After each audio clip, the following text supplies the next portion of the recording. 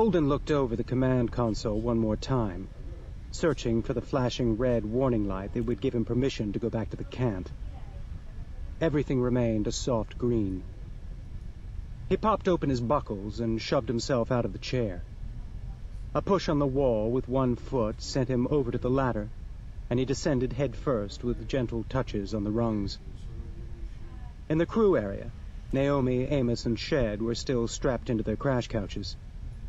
Holden caught the ladder and swung around so that his crew didn't look upside down. They started undoing their restraints. Okay, here's the situation. The scapulae got hold and someone left it floating next to this rock. No one is on the scope, so maybe that means it happened a while ago and they left. Naomi, you'll be driving the salvage mech, and the three of us will tether on and catch a ride down to the wreck. Shed, you stay with the mech unless we find an injured person, which seems unlikely. Amos and I will go into the ship through that hole and poke around. If we find anything even remotely booby-trap-like, we'll come back to the mech. Naomi will fly us back to the night, and we will run away. Any questions? Amos raised one beefy hand. Maybe we ought to be armed, XO, in case there's piratey types still lurking aboard. Holden laughed. Well, if there are, then their ride left without them. But if it makes you feel more comfortable, go ahead and bring a gun. If the big, burly Earther mechanic was carrying a gun, it would make him feel better too. But better not to say it. Let them think the guy in charge felt confident. Holden used his officer's key to open the weapon locker, and Amos took a high-caliber automatic that fired self-propelled rounds, recoilless and designed for use in zero-G. Old-fashioned slug throwers were more reliable, but in null gravity they were also maneuvering thrusters. A traditional handgun would impart enough thrust to achieve escape velocity from a rock the size of CA-2316862.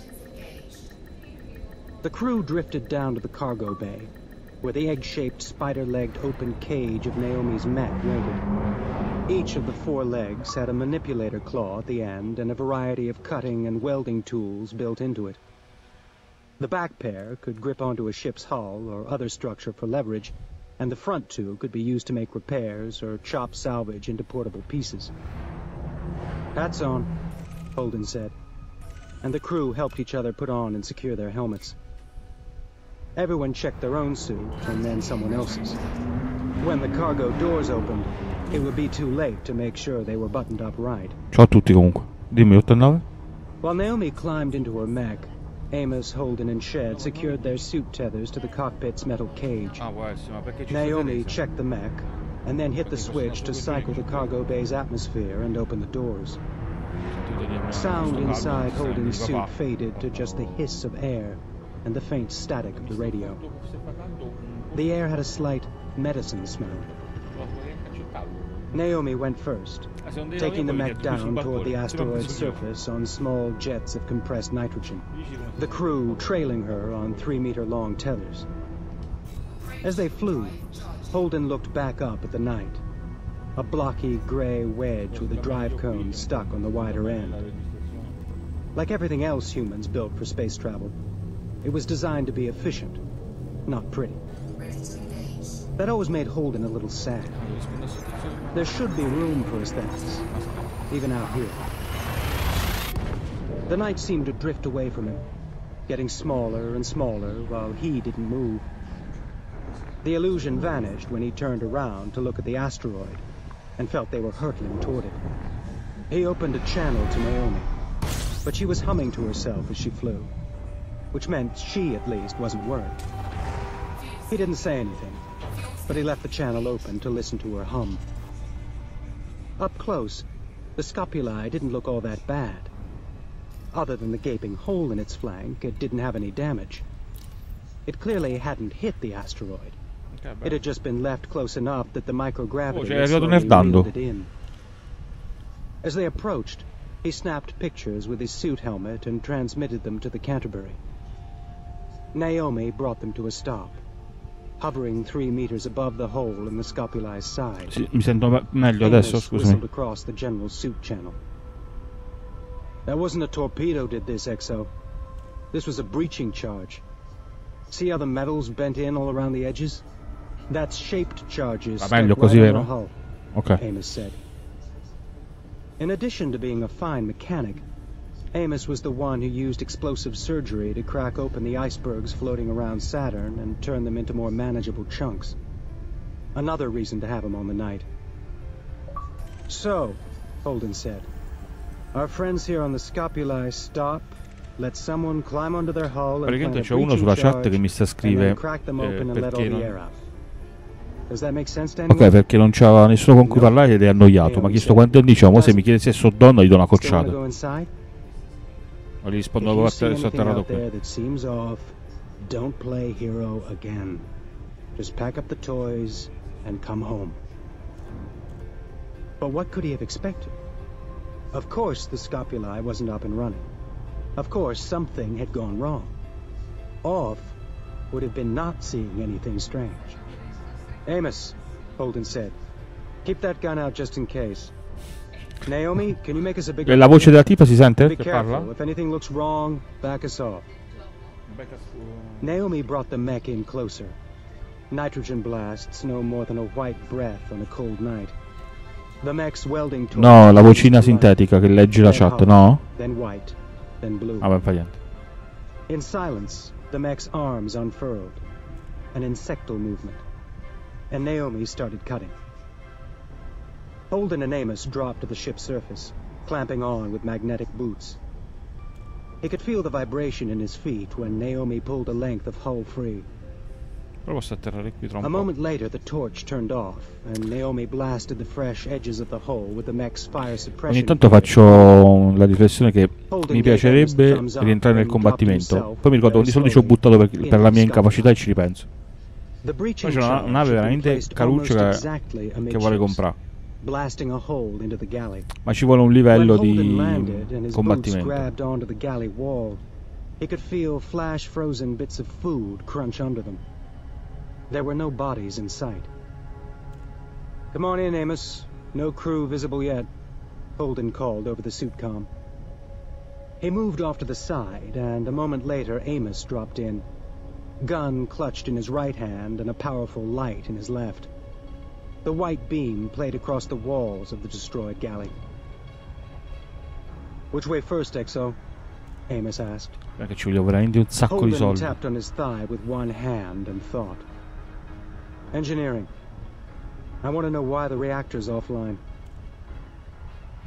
They took the crew ladder, climbing along it toward the aft of the ship. All the pressure doors between decks were open, which was a bad sign. They should all be closed by default, and certainly if the atmosphere loss alarm had sounded.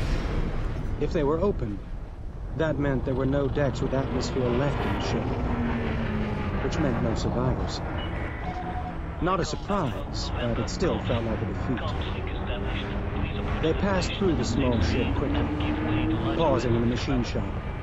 Expensive engine parts and tools were still in place. Ciao, Guess it was a Micetto. robbery, Amos said. Holden didn't say, then what was it? But the question hung between them anyway. The engine room was neat as a Ecco, è arrivato Micetto e quindi bisogna giocare con Micio, non con il Holden waited console. while Amos looked it over, spending at least 10 minutes just floating around the reactor. Someone went through the shutdown procedures, Amos said. The reactor wasn't killed by the blast, it was turned off afterward. No damage that I can see. Don't make sense. If everyone is dead from the attack, who shut it down? And if it's pirates, why not take the ship? She'll still fly. Ti fai i piatti? And before they turned off the power, they went through and opened every interior pressure door on the ship. Emptied out the air. I guess they wanted to make sure no one was hiding, Holden said. Okay, let's head back up to Ops and see if we can crack the computer core. Maybe it can tell us what happened. They floated back toward the bow along the crew ladder and up to the Ops deck. It too was undamaged and empty. The lack of bodies was starting to bother Holden more than the presence of them would have. He floated over to the main computer console and hit a few keys to see if it might still be running on backup power. It wasn't. Amos, start cutting the core out. We'll take it with us. I'm going to check comms, see if I can find that beacon. Amos moved to the computer and started taking out tools and sticking them to the bulkhead next to it. He began a profanity-laced mumble as he worked. It wasn't nearly as charming as Naomi's humming, so Holden turned off his link to Amos while he moved to the communications console.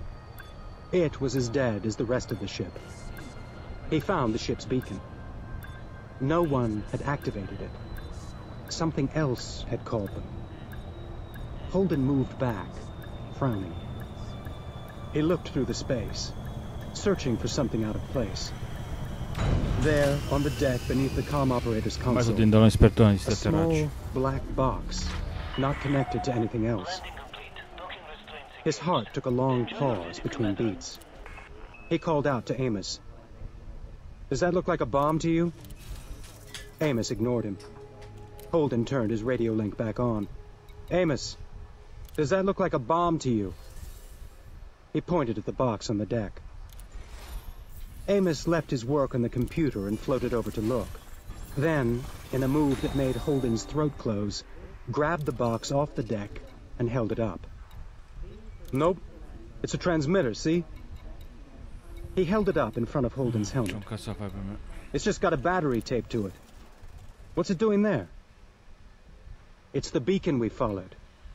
Jesus. The ship's beacon never even turned on. Someone made a fake one out of that transmitter and hooked it up to a battery. Okay, Holden said quietly, still fighting his panic. "Why would they do that, Exo? That don't make no kind of sense." "It would if there's something about this transmitter that's different from standard," Holden said. "Like? Like if it had a second signal triggered to go when someone found it," Holden said, then switched to the general suit channel. "Okay, boys and girls, we've found something weird and we're out of here. Everyone back to the night. And be very careful when you..." His radio crackled to life on the outside channel. McDowell's voice filling his helmet. "Jim, we may have a problem out here." Tocco. Come cazzo si chiama sto sistema? Chapter 4. Tocco system. Miller. Miller was halfway through his evening meal when the system in his hold chirped. He glanced at the sending code. The Blue Frog.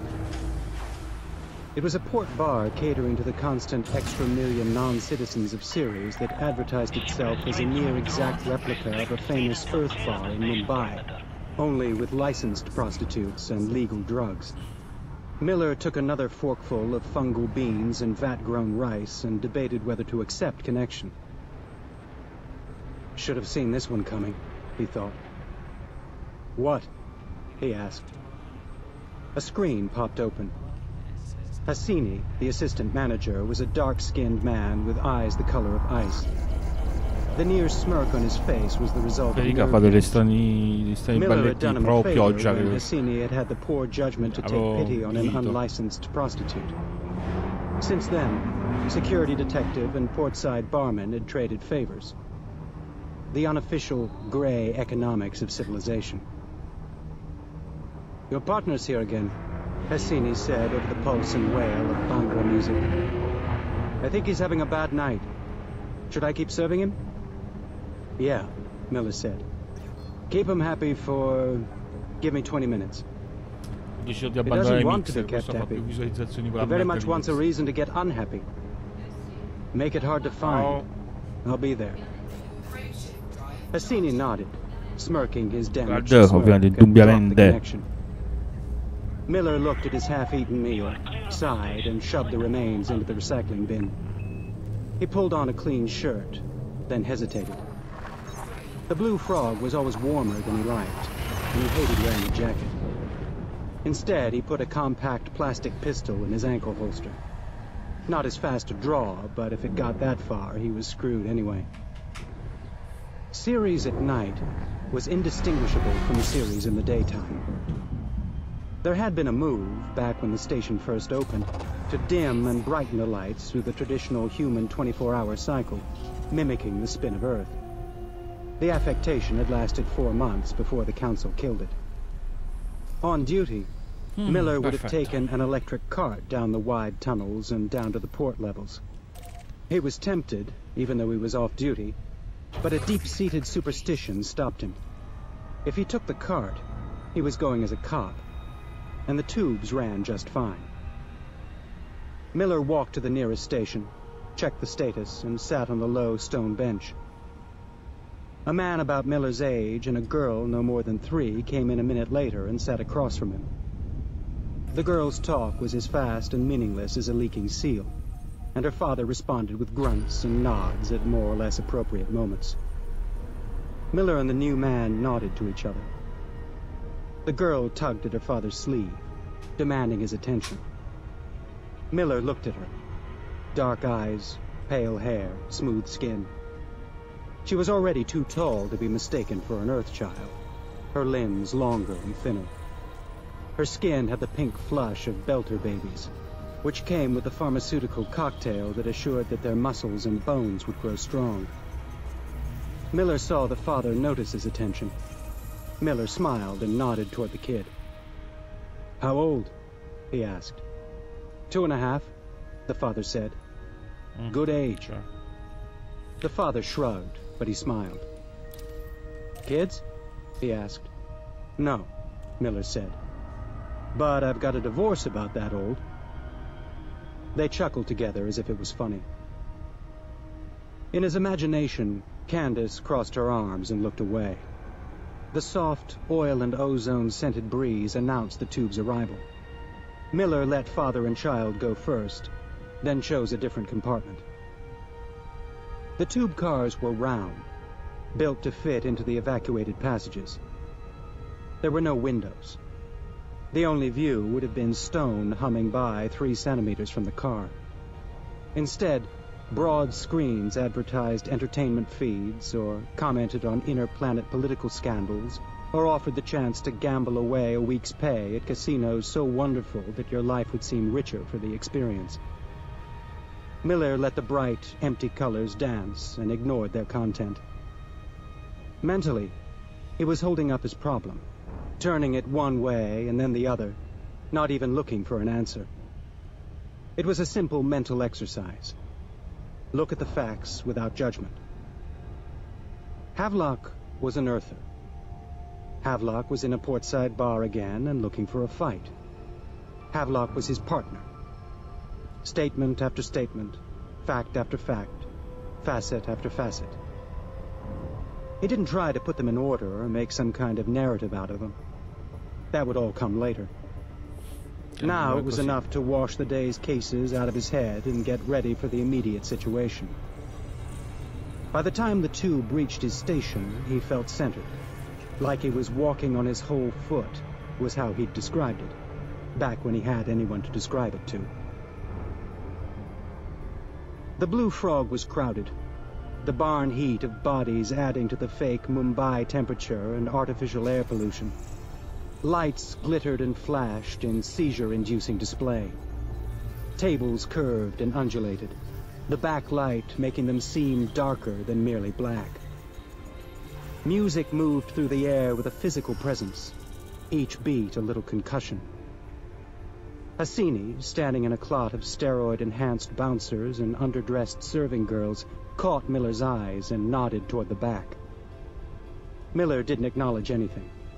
He just turned and made his way through the crowd. Port bars were always volatile. Miller was careful not to bump into anyone if he could help it. Ok, un po' di pausa dal nostro super racconto. Per raccontare che facciamo, stiamo esplorando questo sistema che è esattamente a 30 anni luce dal sistema da cui veniamo, quindi l'idea è venire qui, esplorare tutte le zone che ci risultano unexplored e poi tornare indietro e farci pagare, vedere esattamente l'importo che riusciamo ad alzare con questa operazione.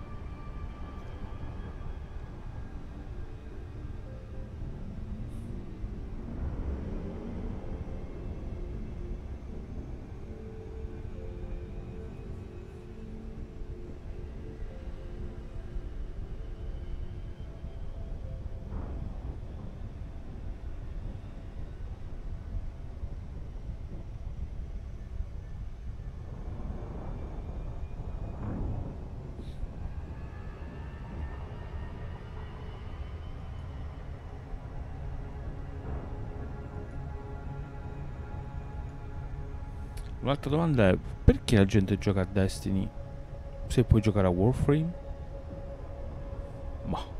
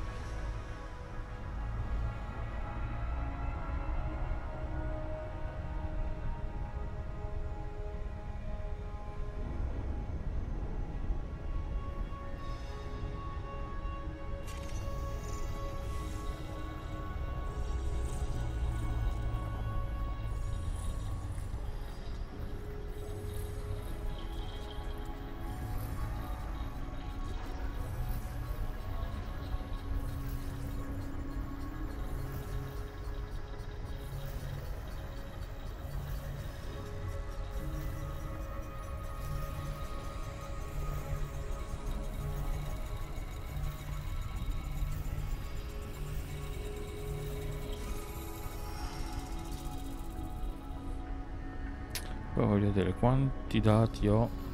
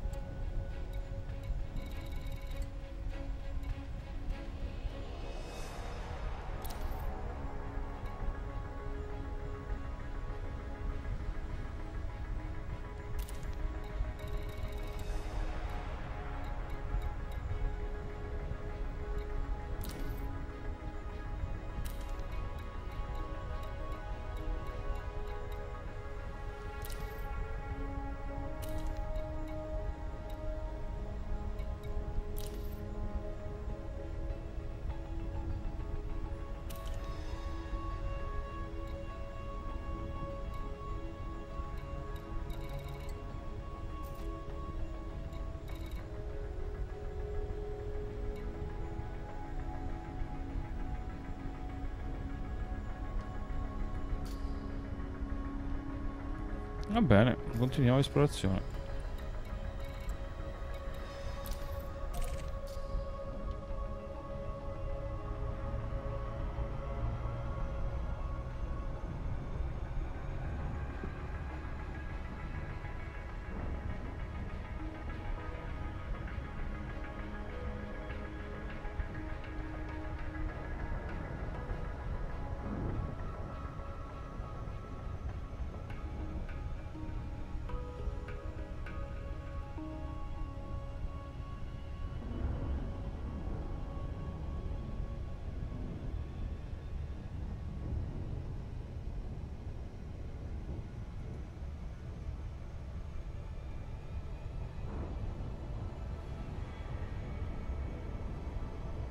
La mia esploratrice dello spazio che mi risponde da di là. Ciao esploratrice!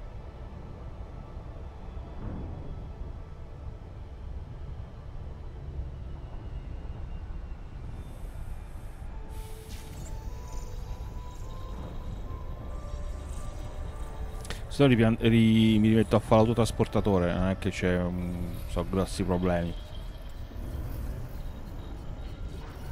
No?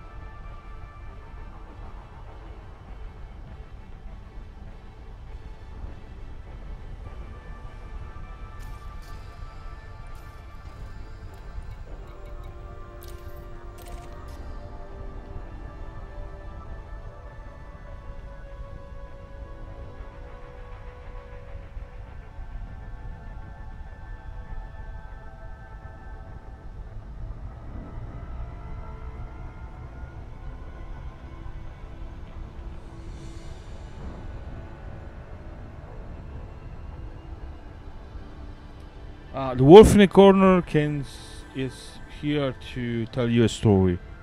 This story. When he had to choose, he'd run into belters before interplanet types, women before men. His face was a constant, mild apology. Havelock was sitting alone, with one thick hand wrapping a fluted glass. When Miller sat down beside him, Havelock turned toward him. That's what the wolf does when he's talking. Wide. Then the surprise registered. Then something like sullen shame. "Miller," he said. In the tunnels outside, he would have been shouting. Here, it was barely enough to carry as far as Miller's chair. E ora non parla più. Cioè, continua a muovere le labbra, però non parla. Sì, c'è un tizio che me l'ha chiesto in inglese su YouTube, perciò rispondevo. In questo momento non fa nulla, muove solo le labbra.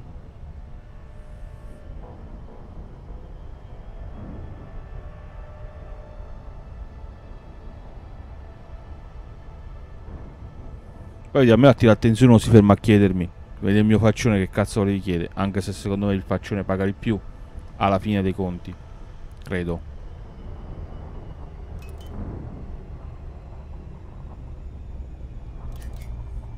Temo più che credo.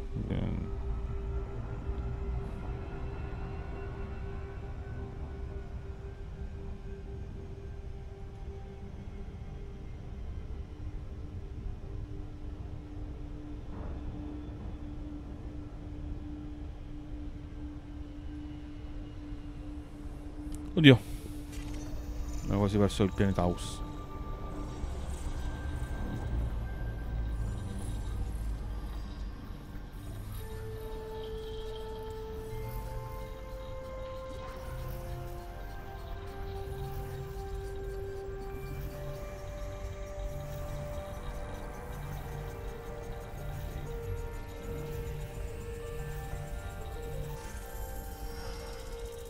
Dovremmo avere, dobbiamo controllare la mappa per vedere se abbiamo esplorato qualsiasi cosa. Oh Federico, ho guardato la foto di tuo fratello che andava a San Vincent e ho disimparato l'italiano con un solo colpo. Ci tenevo a dirtelo. Allora, c'è un altro salto in zona.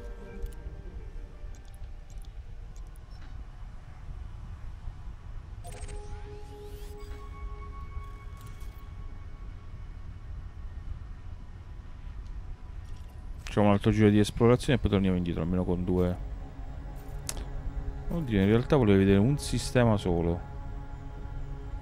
Ok, Galaxy Map, torniamo subito indietro, voglio vedere un sistema solo quanto paga.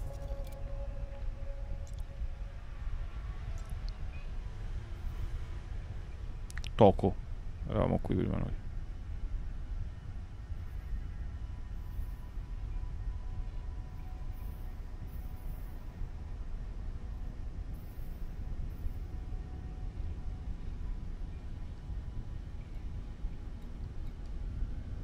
Odio questa cosa che devo scrivere.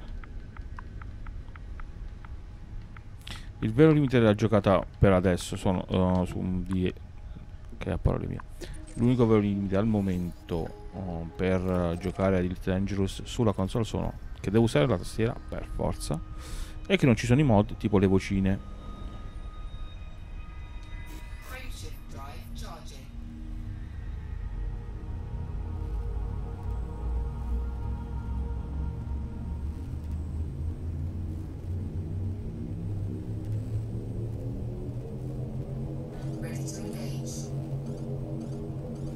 Ah, ok. Tu stai a guardare la signora in giallo? Io quasi mi mangio un po' di... Vengo di là, dopo sto string, prendi un po' di anguria e poi sistemo gli hard disks. Non necessariamente ovviamente in quest'ordine.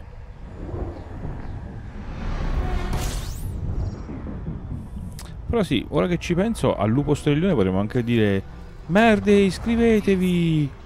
Non vi iscrivete mai? A che servizio? Cioè, cose così, no?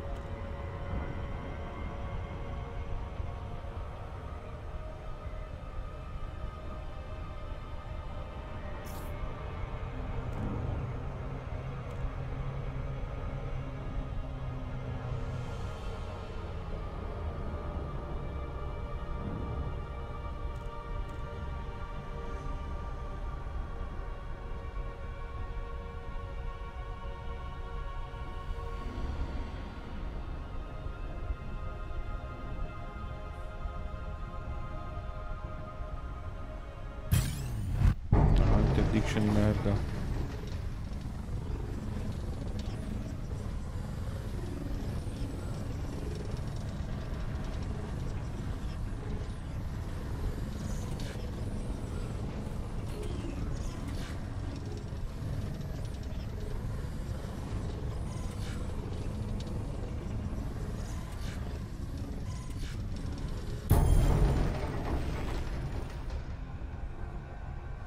Che palle.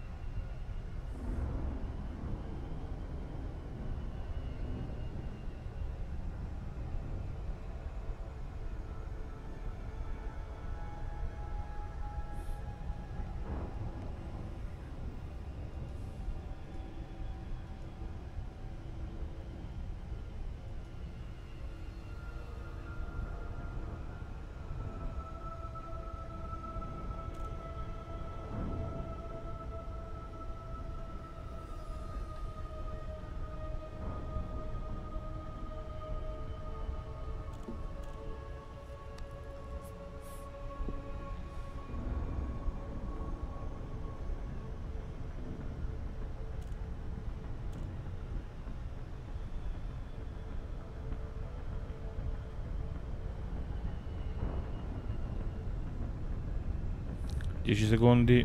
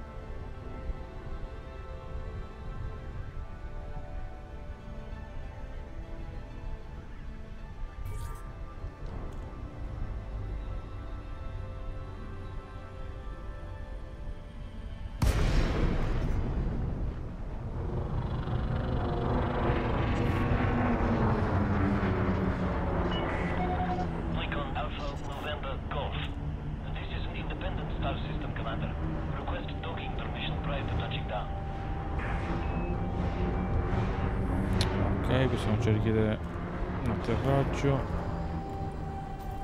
Contatto, Dondocol, quest'acqua. Permission authorized. Set down on landing pad 4-2.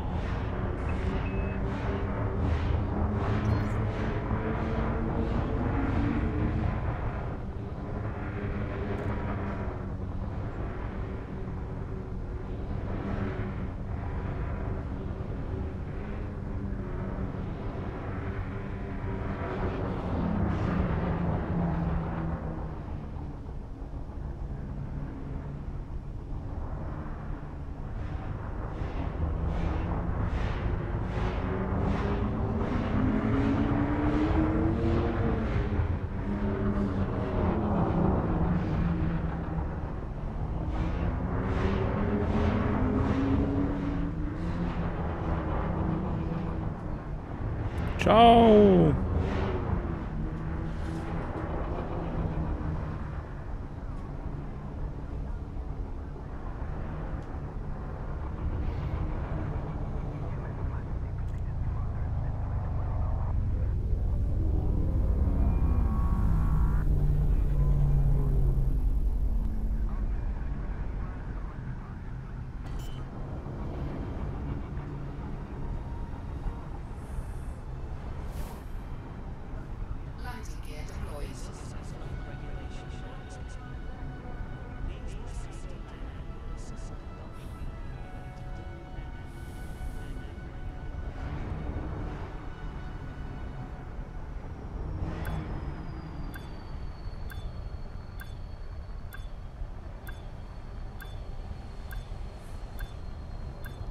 Ormai faccio degli approcci praticamente perfetti.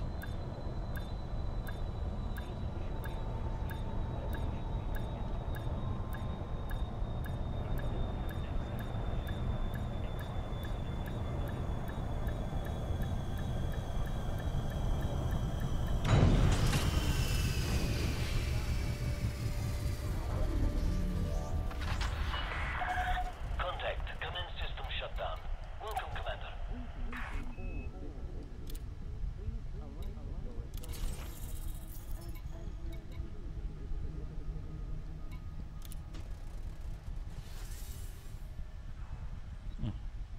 diciamo che l'esplorazione non è il sistema più veloce per fare i soldi questo gioco.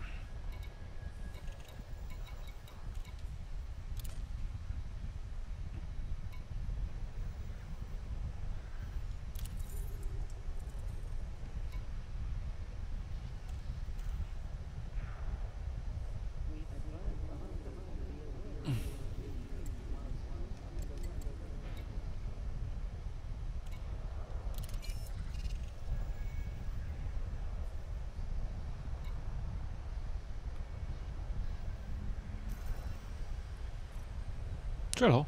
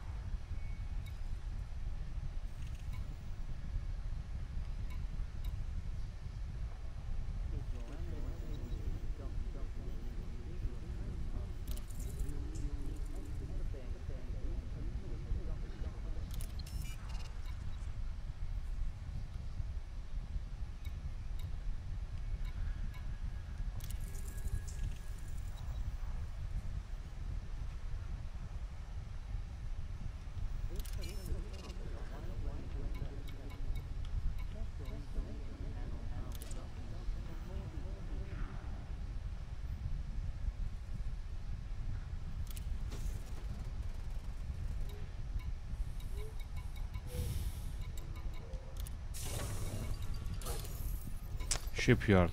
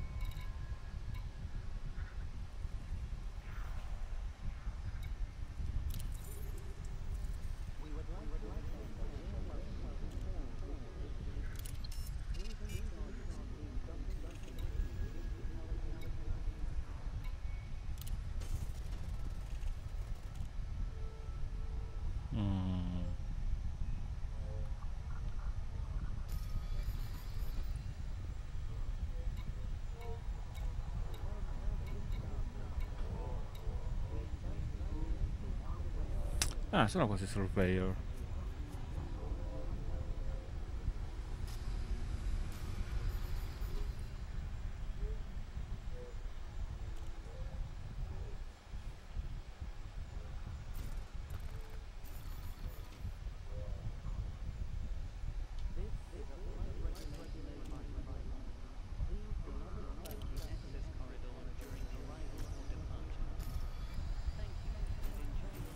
Vabbè.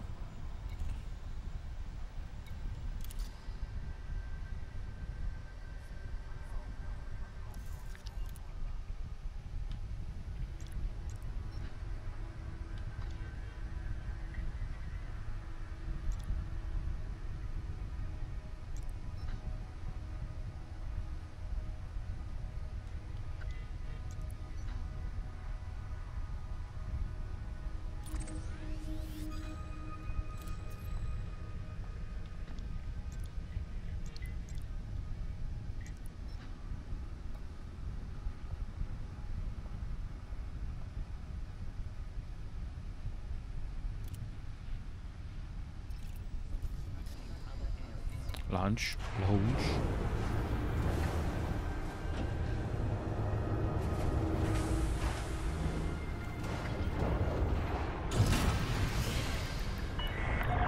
Detach confirmed. Departure authorized.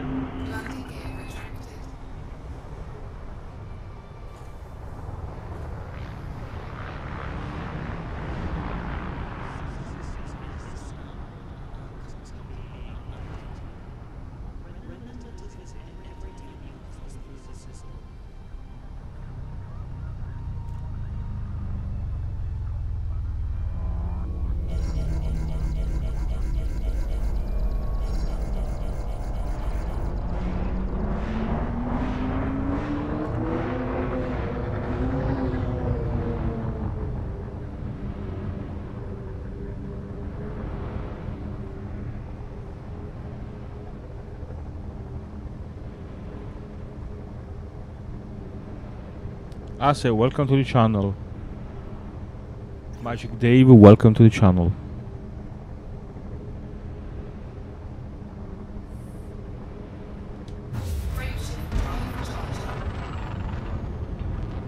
Okay, guys, you will enjoy. What are you doing here? Nothing much to do at the hole, Miller said. Thought I'd come pick a fight. Good night for it, Havelock said. It was true. Even in the bars that catered to interplanet types, the mix was rarely better than one Earther or Martian in 10. Squinting out at the crowd, Miller saw that the short, stocky men and women were nearer a third. Ship come in? He asked. Yeah. EMCN? He asked. The Earth-Mars Coalition Navy often passed through Ceres on its way to Saturn, Jupiter, and the stations of the belt. But Miller hadn't been paying enough attention to the relative position of the planets to know where the orbits all stood. Havelock shook his head.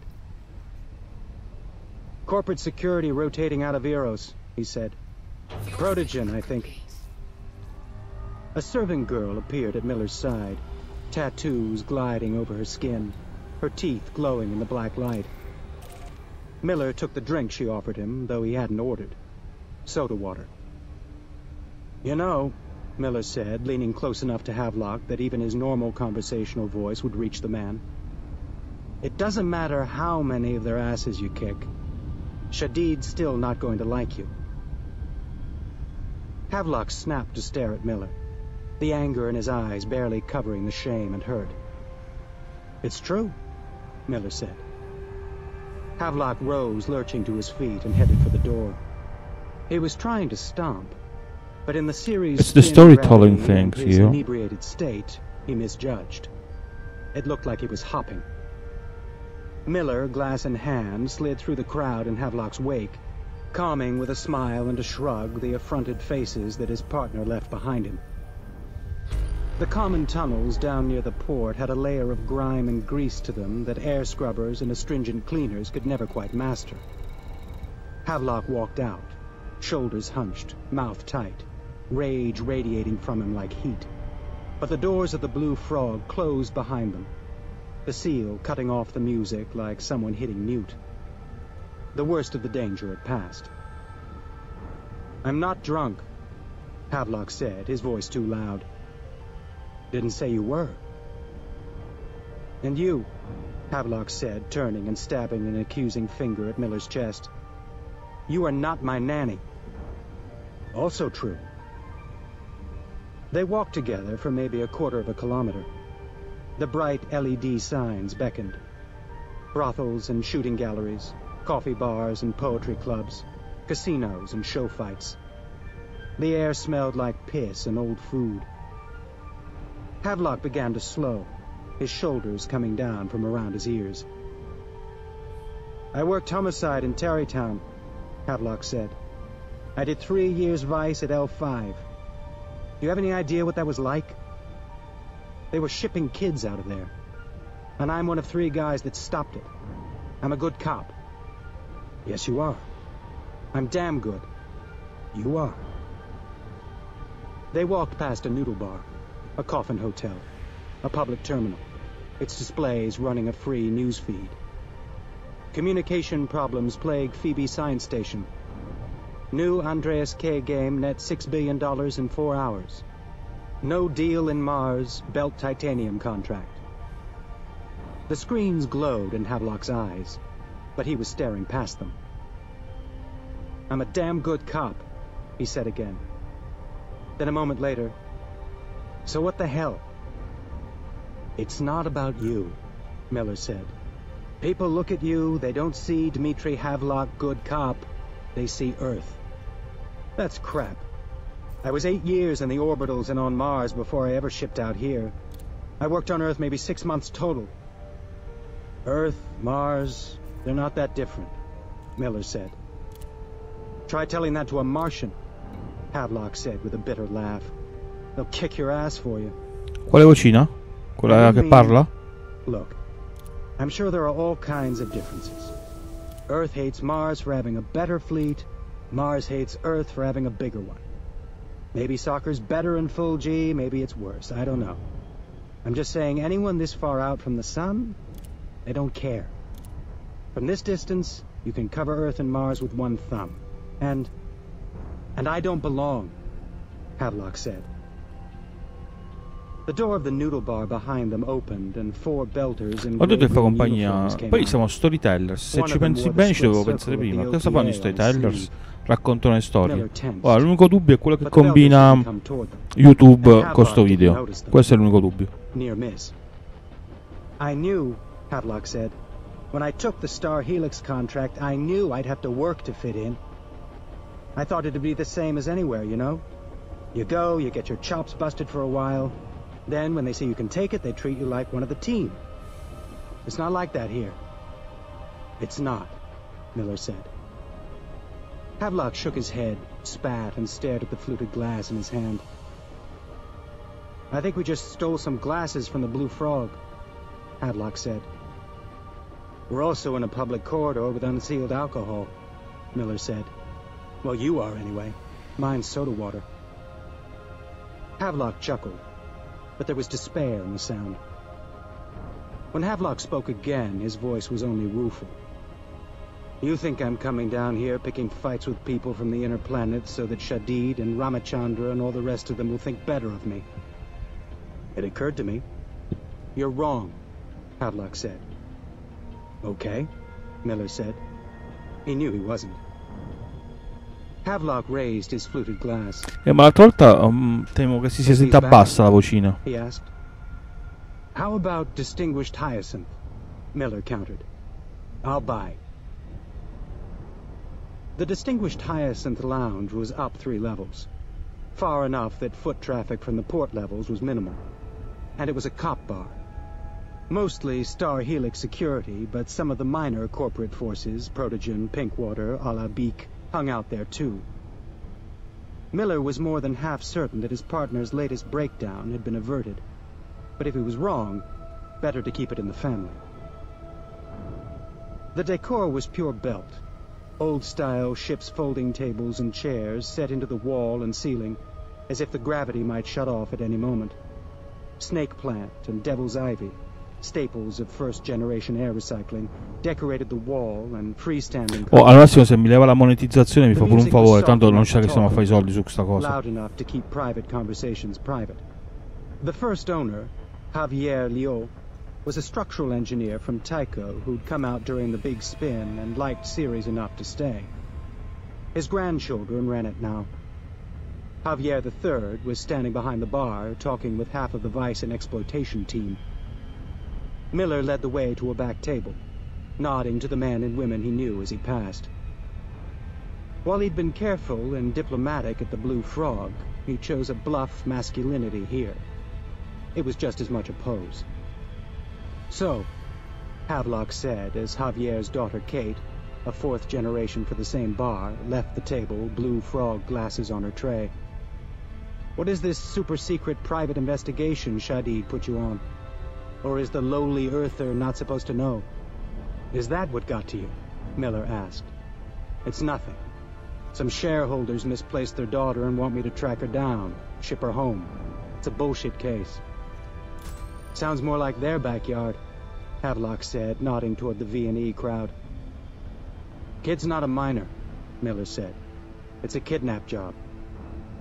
And you're good with that? Miller sat back.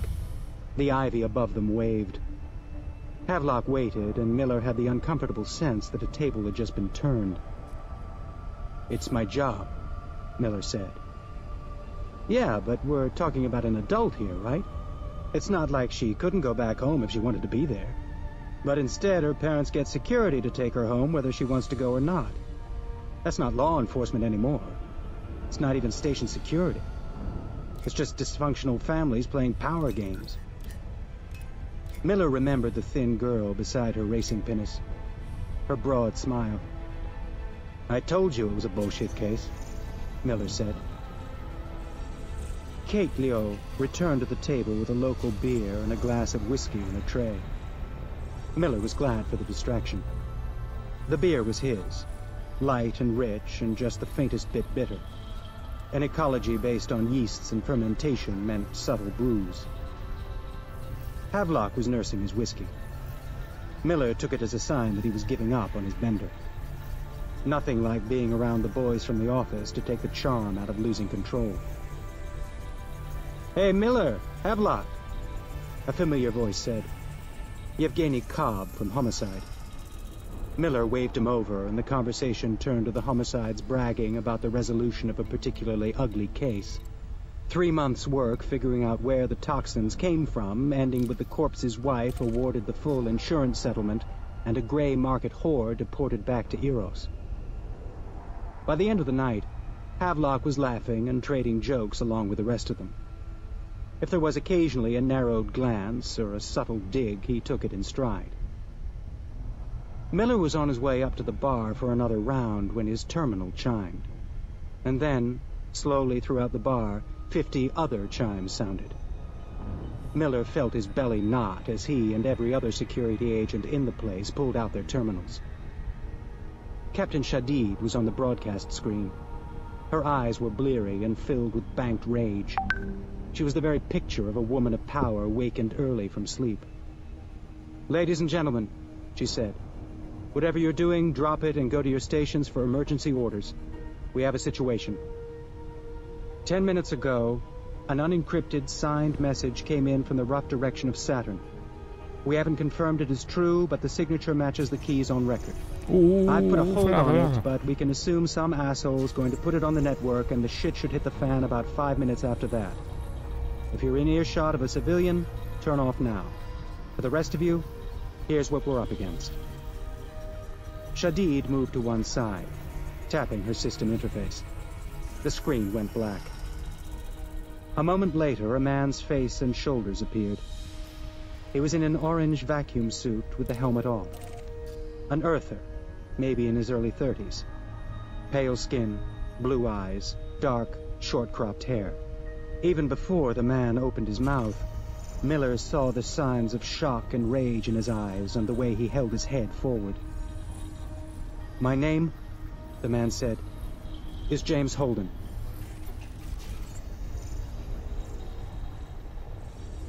Chapter 5. Holden. 10 minutes at 2G, and Holden's head was already starting to ache. But McDowell had called them home at all haste. The Canterbury was warming up its massive drive. Holden didn't want to miss his ride. "Jim, we may have a problem out here. Talk to me. Becca found something, and it is sufficiently weird to make my balls creep up. We're getting the hell out of here." "Alex, how long?" Holden asked for the 3rd time in 10 minutes. "We're over an hour out. Want to go on the juice?" Alex said. Going on the juice was pilot speak for a high-G burn that would knock an unmedicated human unconscious. The juice was the cocktail of drugs the pilot's chair would inject into him to keep him conscious, alert, and hopefully stroke-free when his body weighed 500 kilos. Holden had used the juice on multiple occasions in the Navy, and coming down afterward was unpleasant. "Not unless we have to," he said. "What kind of weird?" "Becca, link him up. Jim, I want you to see what we're seeing." Holden tongued a painkiller tab from his suit's helmet and reran Becca's sensor feed for the 5th time. The spot in space lay about 200,000 kilometers from the Canterbury. As the Cant had scanned it, the readout showed a fluctuation, the gray-black false color gradually developing a warm border. It was a small temperature climb, less than 2 degrees. Holden was amazed Becca had even spotted it. He reminded himself to give her a glowing review the next time she was up for promotion. "Where did that come from?" Holden asked. "No idea. It's just a spot faintly warmer than the background," Becca said. "I'd say it was a cloud of gas because we get no radar return from it. But there aren't supposed to be any gas clouds out here. I mean, where would it come from?" "Jim, any chance the scopuli killed the ship that killed it? Could it be a vapor cloud from a destroyed ship?" McDowell asked. I don't think so, sir. The scapula is totally unarmed. The hole in her side came from breaching charges, not torpedo fire, so I don't think they even fought back. It might be where the scapula vented, but... or maybe not. Come back to the barn, Jim. Do it now. Cerchiamo gli ultimi da Naomi, esplorare. what slowly gets hotter that gives no radar or LADAR return when you scan it? Wild ass guess here, Holden said. Naomi said, giving herself time to think. Anything that was absorbing the energy from the sensor package wouldn't give a return, but it might get hotter when it shed the absorbed energy. The infrared monitor on the sensor console next to Holden's chair flared like the sun. Alex swore loudly over the general comm. Are you seeing that? He said. Holden ignored him and opened a channel to McDowell. Captain, we just got a massive IR spike, Holden said. For long seconds, there was no reply. When McDowell came on the channel, his voice was tight. Holden had never heard the old man sound afraid before. Jim, a ship just appeared in that warm spot. It's radiating heat like a bastard, McDowell said. Where the hell did that thing come from? Holden started to answer, but then heard Becca's voice coming faintly through the captain's headset. No idea, sir, but it's smaller than its heat signature. Radar shows frigate-sized, she said. With what? McDowell said. Invisibility? Magical wormhole teleportation? Sir, Holden said, Naomi was speculating that the heat we picked up might have come from energy-absorbing materials, stealth materials, which means that ship was hiding on purpose, which means its intentions are not good. As if an answer, 6 new objects appeared on his radar, glowing yellow icons appearing and immediately shifting to orange as the system marked their acceleration. On the Canterbury, Becca yelled out, "Fast movers. We have 6 new high-speed contacts on a collision course." Jesus H. Christ on a pogo stick, did that ship just fire a spread of torpedoes at us? McDowell said. They're trying to slap us down? Yes, sir, Becca said. Time to contact.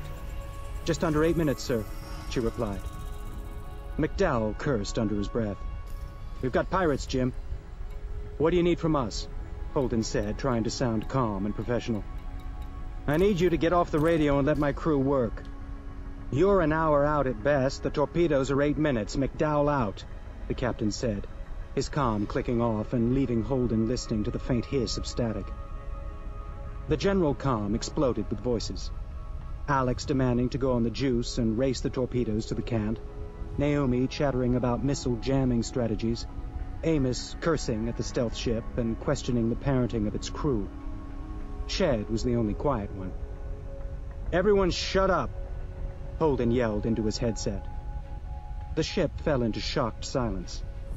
Alex, plot the fastest course to the cant that won't kill us. Let me know when you have it. Naomi, set up a 3-way channel with Becca, you, and me. We'll help however we can. Amos, keep cussing, but turn your mic off. He waited. The clock ticked toward impact. Link is up, Naomi said. Holden could hear 2 distinct sets of background noise over the comm channel. Becca, this is Jim. I've got Naomi on this channel too. Tell us what we can do to help. Naomi was talking about jamming techniques? I'm doing everything I know to do, Becca said, her voice astonishingly calm. They're painting us with a targeting laser. I'm broadcasting garbage to scramble it, but they've got really, really good shit. If we were any closer, that targeting laser would be burning a hole in our hull. What about physical chaff? Naomi asked. Can you drop snow? While Naomi and Becca talked, Jim opened a private channel to Ade. Hey, this is Jim. I have Alex working on a fast burn solution so we can get there before the missiles turn us into a flying brick. Good idea. Taken by pirates isn't something you want to miss, Ade said. He could hear the fear behind the mocking tone. Ade, please, I want to say something. Jim, what do you think? Naomi said on the other channel. Holden cursed. To cover, he said, about which thing? Using the night to try and draw those missiles, Naomi said. Can we do that? He asked. Maybe. Were you listening at all? Something happened here, drew my attention for a minute. Tell me again, Holden said. We try to match the frequency of the light scatter coming off the cant and broadcast it with our comm array. Maybe the torpedoes will think we're the target instead, Naomi said, like she was speaking to a che caldo di merda. And then they come blow us up? I'm thinking we run away while pulling the torpedoes toward us. Then, when we get them far enough past the cant, we kill the comm array and try to hide behind the asteroid, Naomi said. Won't work, Holden said with a sigh. They follow the targeting laser scatter for general guidance, but they also take telescope shots of the target on acquisition. They'll take one look at us and know we aren't their target. Isn't it worth a shot? Even if we manage it, torpedoes designed to disable the cant would make us into a greasy stretch of vacuum. All right, Naomi said. What else have we got? Nothing. Very smart boys in the naval labs have already thought of everything we're going to think of in the next 8 minutes, Holden said. Saying it out loud meant admitting it to himself. Then what are we doing here, Jim? Naomi asked. 7 minutes, Becca said, her voice still eerily calm. Let's get there. Maybe we can get some people off the ship after it's hit. Help with damage control, Holden said. Alex, got that plot figured out? Roger that, XO. Bleeding G, burn and flip laid in.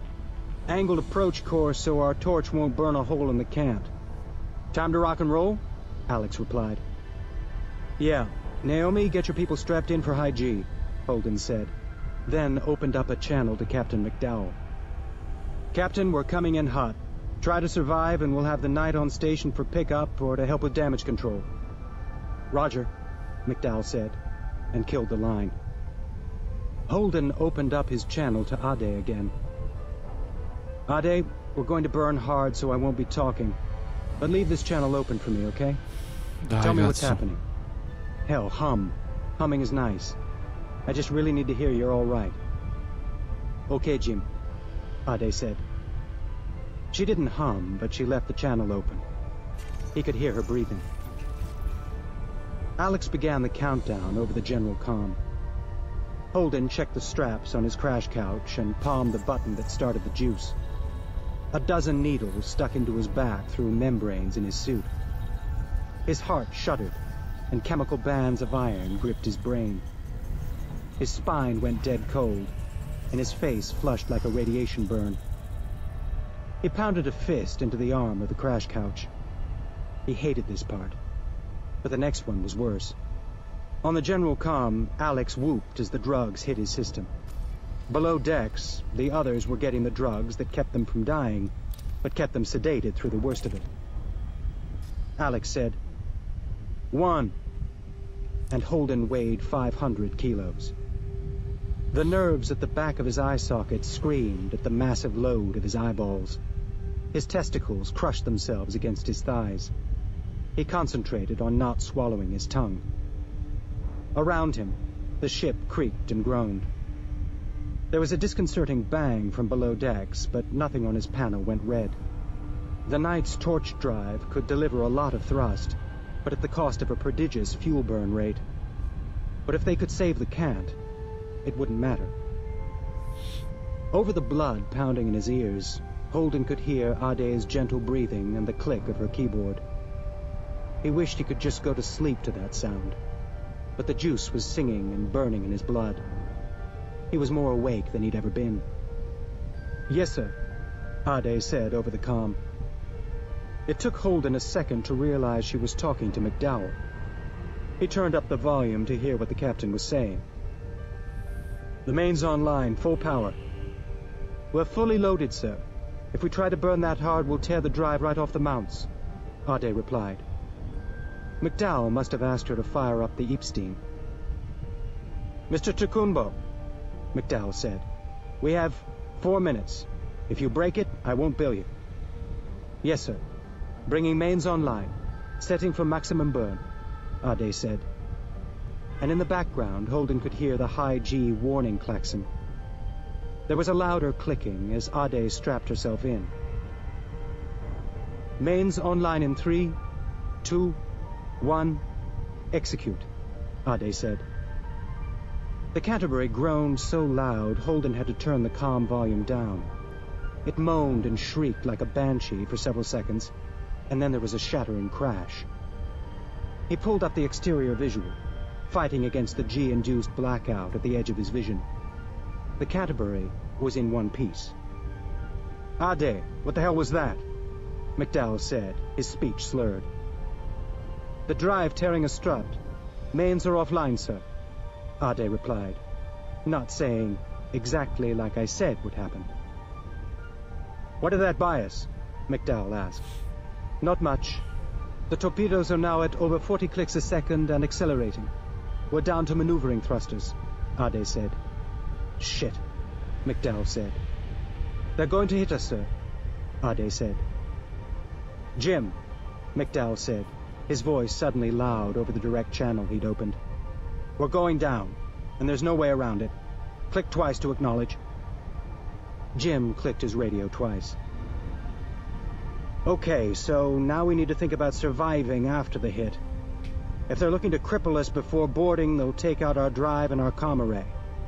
Becca's been broadcasting an SOS ever since the torpedoes were fired, but I'd like you to keep yelling if we stop. Fa caldo, è monotono. If we're out there, they are less likely to toss everyone out an airlock. Witnesses, you know. Si sa un canestro. Jim clicked twice again. So finita sta missione e poi hide behind that asteroid. Call for help. Vabbè no, l'esplorazione è facile. Jim clicked twice. Then signaled all stop to Alex. È facile. In an instant, the giant sitting on his chest disappeared, replaced by weightlessness. Aspetta, non so se ho risposto a quello. The sudden transition would have made him throw up if his veins hadn't been coursing with anti-nausea drugs. What's up? Alex said. New job, Holden said, teeth chattering from the juice. We're calling for help and negotiating a release of prisoners once the bad guys have the cant. Burn back to that asteroid, since it's the closest we can get to cover. Roger that, boss, Alex said. He added in a lower voice, I'd kill for a couple of tubes or a nice keel-mounted railgun right now. I hear you. Wake up the kids downstairs? Let them sleep. Roger that, Alex said, then clicked off. Before the heavy G started up again, Holden turned on the night's SOS. The channel to Ade was still open, and now that McDowell was off the line, you could hear her breathing again. He turned the volume all the way up and lay back in the straps, waiting to be crushed. Alex didn't disappoint him. 1 minute, Ade said, her voice loud enough to distort through his helmet speakers. Holden didn't turn the volume down. Her voice was admirably calm as she called out the impact countdown. 30 seconds. Holden wanted desperately to talk, to say something comforting, to make ludicrous and untrue assertions of love. The giant standing on his chest just laughed with the deep rumble of their fusion torch. 10 seconds. Get ready to kill the reactor and play dead after the torpedoes hit. If we're not a threat, they won't hit us again, McDowell said. 5, Ade said. 4, 3, 2, 1. The Canterbury shuddered, and the monitor went white. Ade took one sharp intake of breath, which cut off as the radio broke up. The static squeal almost ruptured Holden's eardrums. Tipo un botto, sai? He chinned the volume down and clicked his radio at Alex. The thrust suddenly dropped to a tolerable 2G, and all the ship's sensors flared into overload. A brilliant light poured through the small airlock porthole. Report, Alex, report. What happened? Holden yelled. My God, they nuked her. They nuked the cant, Alex said, his voice low and dazed. What's her status? Give me a report on the Canterbury. I have 0 sensors down here. Everything's just gone white. There was a long pause. Then Alex said, I have 0 sensors up here too, boss. But I can give you a status on the cant. I can see her. See her? From here? Yeah. She's a cloud of vapor the size of Olympus Mons. She's gone, boss. She's gone. That can't be right, Holden's mind protested. That doesn't happen. Pirates don't nuke water haulers. No one wins. No one gets paid. And if you just want to murder 50 people, walking into a restaurant with a machine gun is a lot easier. He wanted to shout it, scream at Alex that he was wrong. But he had to keep it together. I'm the old man now. All right, new mission, Alex. Now we're witnesses to murder. Get us back to that asteroid. I'll start compiling a broadcast. Wake everyone up, they need to know, Holden said. I'm rebooting the sensor package. He methodically shut down the sensors and their software, waited 2 minutes, then slowly brought them back online. His hands were shaking. He was nauseated. His body felt like he was operating his flesh from a distance, and he didn't know how much was the juice and how much was shock. The sensors came back up. Like any other ship that flew the space lanes, the night was hardened against radiation. You couldn't get anywhere near Jupiter's massive radiation belt unless you were. But Holden doubted the ship's designers had half a dozen nuclear weapons going off nearby in mind when they'd created the specs. They'd gotten lucky.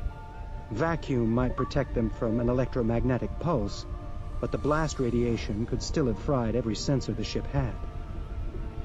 Once the array came back up, he scanned the space where the Canterbury had been. There was nothing larger than a softball. He switched over to the ship that killed it, which was flying off sunward at a leisurely 1G. Heat bloomed in Holden's chest. He wasn't scared. Aneurysm-inducing rage made his temples pound and his fists squeeze until his tendons hurt. He flipped on the comms and aimed a tight beam at the retreating ship. This message is to whoever ordered the destruction of the Canterbury, the civilian ice freighter that you just blew into gas. You don't get to just fly away, you murderous son of a bitch. I don't care what your reasons are, but you just killed 50 friends of mine. You need to know who they were. I am sending to you the name and photograph of everyone who just died in that ship. Take a good look at what you did. Think about that while I work on finding out who you are. He closed the voice channel, pulled up the Canterbury's personnel files, and began transmitting the crew dossiers to the other ship. What are you doing? Asked Naomi from behind him, not from his helmet speakers. She was standing there with her helmet off. Sweat plastered her thick black hair to her head and neck. Her face was unreadable. Holden took off his helmet. I'm showing them the Canterbury was a real place where real people lived. People with names and families, he said, the juice making his voice less steady than he would have liked. If there's something resembling a human being giving the orders on that ship, I hope it haunts them right up to the day they put him in the recycler for murder. I don't think they appreciate it, Naomi said, pointing at the panel behind him. The enemy ship was now painting them with its targeting laser. Holden held his breath. No torpedoes launched, and after a few seconds, the stealth ship turned off its laser, and the engine flared as it scooted off at high G. He heard Naomi let out a shuddering breath. So, the Canterbury's gone? Naomi asked. Holden nodded. Fuck me sideways, said Amos. Amos and Shed stood together at the crew ladder. Amos's face was mottled red and white, and his big hands clenched and unclenched. Shed collapsed to his knees, slamming against the deck and the heavy 2G thrust. He didn't cry. He just looked at Holden and said, Cameron's never going to get that arm, I guess. Then buried his head in his hands and shook. Slow down, Alex. No need to run now, Holden said into the comm. The ship slowly dropped to 1G. Ok, ce l'abbiamo fatta. What now, Captain? Naomi said, looking at him hard. You're in charge now. Act like it. Blowing them out of the sky would be my first choice, but since we don't have the weapons, follow them. Keep our eyes on them until we know where they're going. Expose them to everyone, Holden replied. Fucking A, said Amos loudly. Amos, Naomi said over her shoulder. Take Shed below and get him into a couch. If you need to, give him something to put him to sleep. You got it, boss. Amos put a thick arm around Shed's waist and took him below. When he was gone, Naomi turned back to Holden. No, sir. We are not chasing that ship. We're going to call for help and then go wherever the help tells us to go. Holden started. Yes, you're in charge. That makes me XO, and it's the XO's job to tell the captain when he's being an idiot. You're being an idiot, sir. You already tried to goad them into killing us with that broadcast, now you want to chase them? And what will you do if they let you catch them? Broadcast another emotional plea? Naomi said, moving closer to him. You are going to get the remaining 4 members of your crew to safety, and that's all. When we're safe, you can go on your crusade, sir. Holden unbuckled the straps on his couch and stood up. The juice was starting to burn out, leaving his body spent and sickened. Naomi lifted her chin and didn't back up. Glad you're with me, Naomi, he said. Go see to the crew. McDowell gave me one last order. Naomi looked him over critically. He could see her distrust. He didn't defend himself. He just waited until she was done. She nodded at him once and climbed down the ladder to the deck below. Once she was gone, he worked methodically, putting together a broadcast package that included all the sensor data from the Canterbury and the night. Alex climbed down from the cockpit and sat down heavily in the next chair. You know, Captain, I've been thinking, he said. His voice had the same post-juice shakes as Holden's own. Holden bit back his irritation at the interruption and said, What about? That stealth ship. Holden turned away from his work. Tell me. So I don't know any pirates that have shit like that. Go on. In fact, the only time I've seen tech like that was back when I was in the Navy, Alex said. We were working on ships with energy-absorbing skins and internal heat sinks. More of a strategic weapon than a tactical one. You can't hide an active drive, but if you can get into position and shut the drive down, store all your waste heat internally, you can hide yourself pretty good. Add in the energy-absorbing skin, and radar, LADAR, and passive sensors don't pick you up. Plus, pretty tough to get nuclear torpedoes outside of the military. You're saying the Martian Navy did this? Alex took a long, shuddering breath.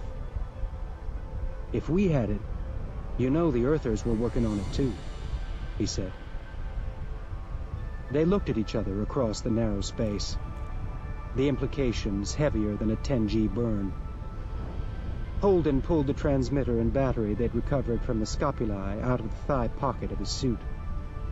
He started pulling it apart, looking for a stamp or an insignia. Alex watched, quiet for once. The transmitter was generic. It could have come from the radio room of any ship in the solar system. The battery was a nondescript gray block. Alex reached out, and Holden handed it to him. Alex pried off the gray plastic cover and flipped the metal battery around in his hands. Without saying a word, he held the bottom up to Holden's face. Stamped in the black metal on the bottom of the battery was a serial number that began with the letters MCRN, Martian Congressional Republic Navy. The radio was set to broadcast on full power.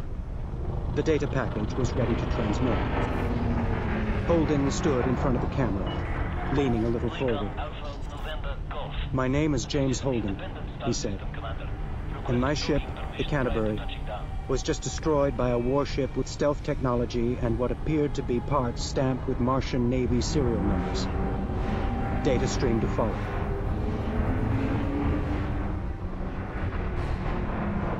Chapter 6. Miller. Ok, Chapter 6 sarà per la prossima volta. Ora atterriamo. Permission authorized. Adjust heading for approach to pad 06.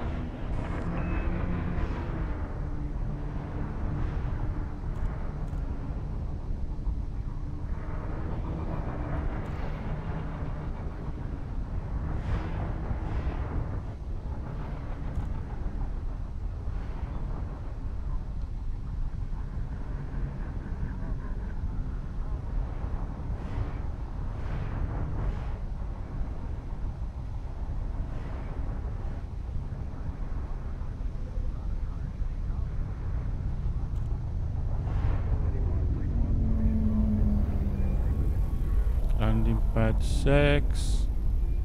Oh, landing pad 6.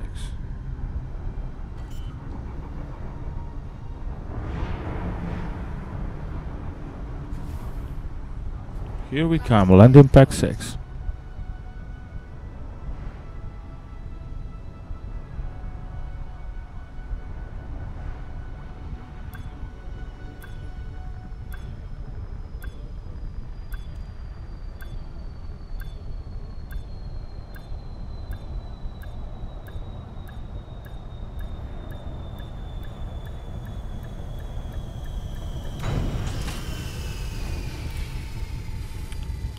We landed.